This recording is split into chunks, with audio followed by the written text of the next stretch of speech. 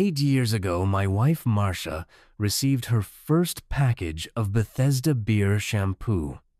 At the time, I did not understand why she was so excited when she opened the brown UPS box, but seeing her smile made me happy too. Inside were 6 brown bottles of shampoo shaped exactly like long-neck beer bottles. Every 6 weeks after that, she received another identical package. Marcia and I had been married for 22 years. We had no children and lived a quiet, comfortable life. I worked as a marketing manager for a company that manufactured septic tank pumps. Marcia never had a job and never seemed to need one. We had no financial stress, no family drama, no arguments worth remembering. Ours was a simple and easy life. But then I ruined it. And it all began with something as small as curiosity. One Saturday afternoon, I drove to Kiamarshi to get an oil change. As I waited, I glanced at Marcia's key fob lying in the center console. She had 2 house keys. I know it is not uncommon, but something about that second key unsettled me. I only had 1. Why did she have 2? I tried to shake it off, but it clung to my mind like a stubborn itch. On my way home, I stopped by a hardware store and got a copy of that unknown key. I should have asked her. I could have just asked what the second key was for. But I didn't. I slipped the copied key into my pocket and carried it with me for weeks. 2 months to be exact. It felt strange and heavy, like a secret I was not supposed to hold. I did not tell anyone. I did not try it on any locks.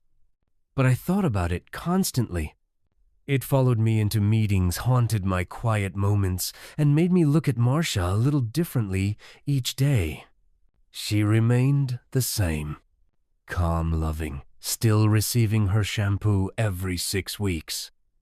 And I kept wondering where that key would fit, what door it would open, what I would find when it finally turned in a lock. The first Tuesday of every month was poker night. This month, it was held at Jeff Parker's apartment. Jeff was the personnel manager at Edison Pump Works, and we had known each other for over a decade. Among the 6 of us who played regularly, Jeff was the only one who was single. The other 4 players were also employees at Edison. We had been playing together for years, and the routine rarely changed. Usually, someone brought appetizers to share. This time, the only difference was the chili. Benny Sisk brought it and insisted we all try it because it was his wife's favorite recipe. Unfortunately, about an hour later, we were all feeling the consequences. Everyone was breathing hard and making frequent trips to the bathroom. Rather than wait in line, I slipped into Parker's bedroom and used the master bath. Out of toilet paper, I opened the vanity to grab a spare roll. That was the moment everything began to fall apart. On the second shelf was a bottle of Bethesda beer shampoo. Next to it were several other feminine hygiene products. All of them looked familiar. ¿Todo familiar? They looked exactly like the ones Marcia used. The poker game ended not long after. The chili had done a number on everyone. As I left Parker's apartment, I casually checked the spare key. The same one Marcia had. It fit perfectly in Jeff's front door. The next day at work, I was completely useless. I could not focus. All I could think about were the 5 questions. Who, what, when, where, and why. I already knew who. I knew what. I knew where. It was the when and the why that haunted me. By 5 in the evening, I had a decent guess about the when. Fridays. Every Friday from 9 to 11, I led the weekly sales and production meeting. Jeff Parker was supposed to be there.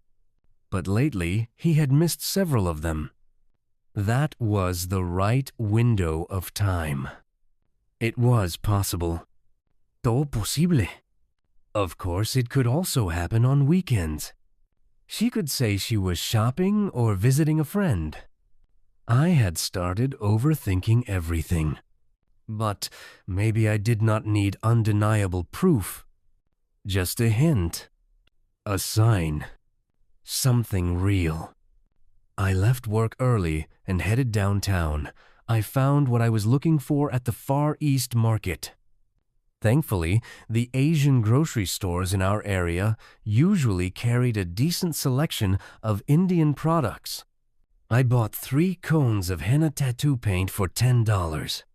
The packaging said it would last 7 to 10 days. I had no idea if it would actually work, but I was ready to try anything. At home, everything seemed normal. I was still avoiding confrontation, though I knew it was inevitable. It was just a matter of time.